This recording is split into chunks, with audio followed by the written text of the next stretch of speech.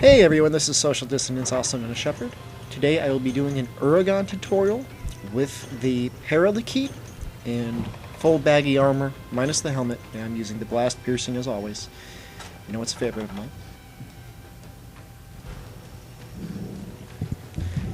In any case, the blast piercing is going to be very helpful against the Uragaan. He has a lot of defense, and he has this really tough to break chin.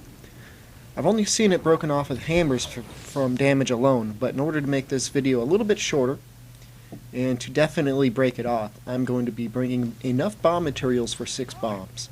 So you'll see the first 2 bombs fairly early. We should get the other 2 whenever he presents the opportunity, and then I'm going to need to run out of the area and make the other 2.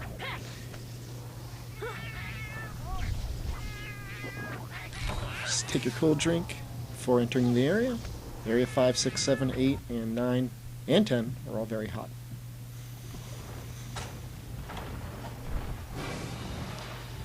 The first thing he does is run right towards you. Make sure to roll out of the way, because if his chin even touches you, it does some damage and knocks you down. It's not a lot of damage, but if you can avoid damage, you might as well.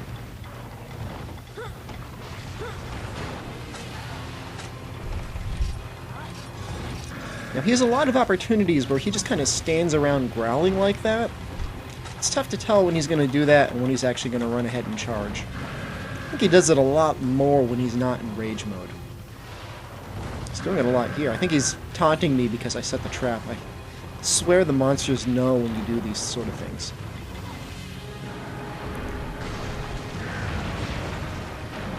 Cha-Cha actually does have the feline bomber mask on. I think my videos are a lot more entertaining when he has that mask on, because he does terrible, terrible things. Okay, I'm going to demonstrate something here. Watch what I did. At the end of my triple combo, I hit the R button to start of go into another charge. It speeds up the comboing process from the triple pound much, much more. Whenever you have an opportunity when you would normally just be railing on them, make sure to cancel out of it. Of course, if he's moving around and attacking you, roll out of the triple pound. But otherwise, continue doing your attack. Here's something to note. Uragaan is extremely weak to poison. In fact, poison is more effective against him than any other monster in the game. Oh yes, that roll of his. It has the same trajectory just about every time. It's a little bit difficult to imagine it in your head, but imagine drawing a loop through the middle of a paper, like you're going straight across, then draw a circle, then keep going. That's basically what it looks like. If you have a shield, it's usually safer to block it. Otherwise, as you saw what I did, dive right through it. I was talking about poison earlier. It's really difficult to inflict status ailments in this game. You would think it'd be a lot easier, but the way they have it is there's this mechanic where when you're attacking with a status weapon, randomly the status attack will go off. So it's not guaranteed. Normally with elemental damage, you know every single time how much damage you're going to be doing. With status, sometimes you'll get it, sometimes you won't. Beyond that, the Paralykeet, it's a paralysis hammer. The paralysis effect isn't very high. And more than that is, you're not attacking very often. You don't have a lot of hits with the hammer.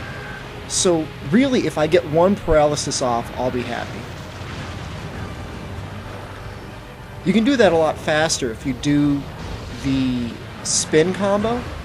It's the full charge and then release the R button while moving. Then again, you're not guaranteed to get the status attacks off. If you're getting it off, it's great. You're going to get off around 7 or 8 hits real fast. Otherwise, you're just going to be doing really terrible damage.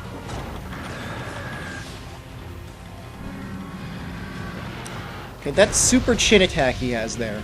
Not only does it stun you, it'll set off any bombs in the area. And if it hits you, it's a good chance of killing you in 1 hit. It's maybe the most powerful attack in this game, but outside of high-rank monsters.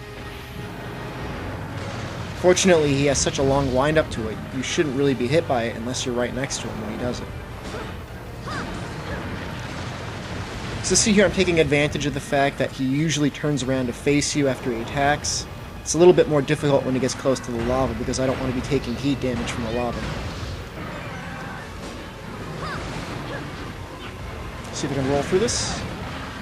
I think I got blown up instead. I'm not sure if I've pointed out yet, when he does that long tail swipe, he launches out those little bomb-type things. I believe they do damage to him as well as to you.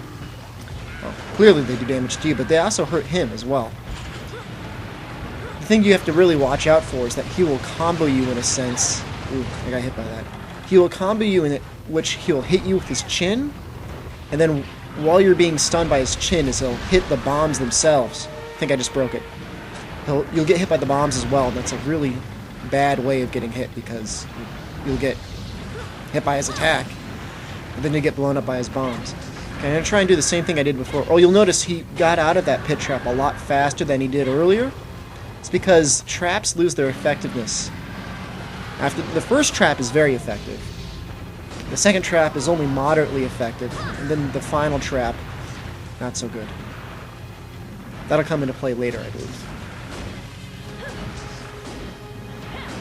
So you'll remember from my Kuropeko tutorial, even if you're bouncing, that's better damage than no damage at all.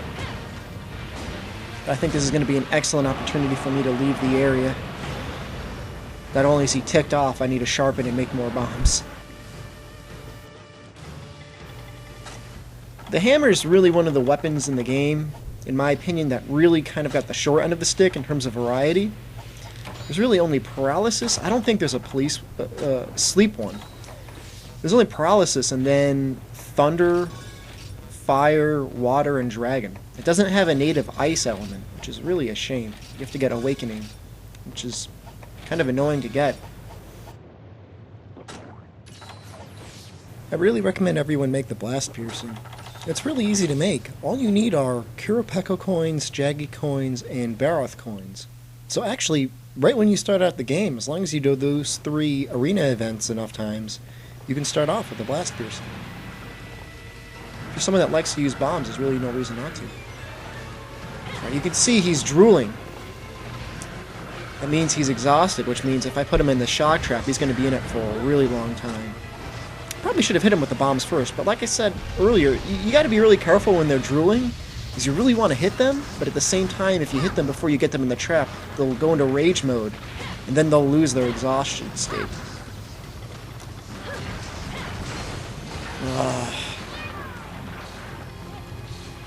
You know, the fodder enemies in this game, they just know exactly what they need to do. I believe at this point, he's out of the trap, and he's being affected by my paralysis. So I did get the paralysis off.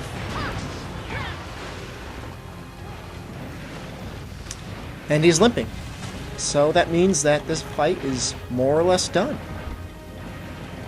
Looks like we're at about maybe 8.5 minutes. That's really not bad. I'm using level appropriate items. You should be able to get the Paralykeet relatively early. Okay, I'm going to demonstrate something.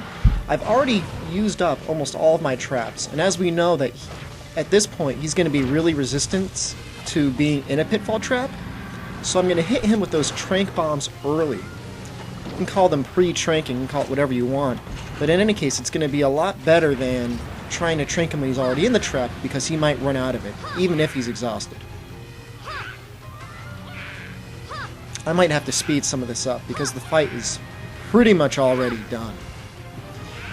In case, the basic premise to Uragaan, take your time.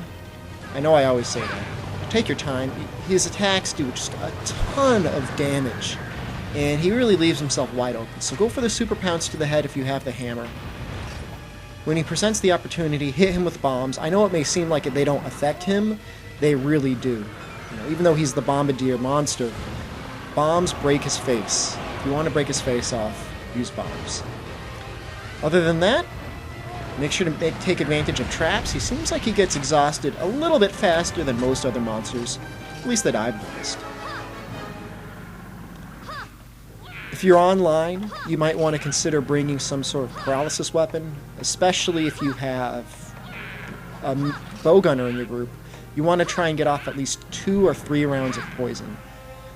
I would say 1 application of poison is about 3 barrel bombs worth of damage, so just think of it that way.